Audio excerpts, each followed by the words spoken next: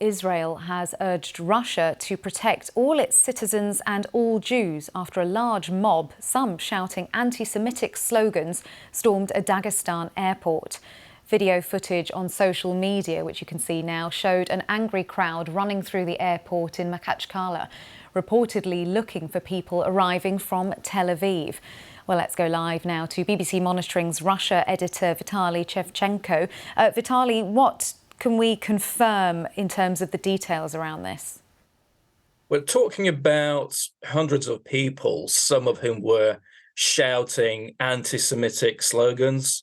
They stormed the main airport of this Muslim-dominated region of Dagestan in Russia last night, amid rumors that refugees from Israel were being repatriated and settled in Russia. First, they started checking people's passports, looking for Israeli passports. Then things got out of hand. They invaded the runway, and there was a riot, basically, with people being blocked on board those arriving planes. The authorities in Russia say they have arrested about 60 people. 20 people suffered injuries, and 2 people are said to be in hospital in a grave condition. And obviously what happened in Makhachkala was triggered by the Hamas-Israel war, and it's not an isolated incident. The day before, in another town in the same region called Rosaviatsia, there was another rally that got out of hand, with people basically invading a hotel amid rumors that there were Jewish refugees there, and they were not there. And also in the same North Caucasus region in Karachay-Cherkessia, there was a rally demanding that Jews are being expelled from the region, and there are very few Jews in North Caucasus in Russia. So all this shows that anti-Semitism is widespread in that part of Russia. And what are the Russian authorities doing about it? As you say, what we saw at the airport, the scenes there, isn't an isolated incident.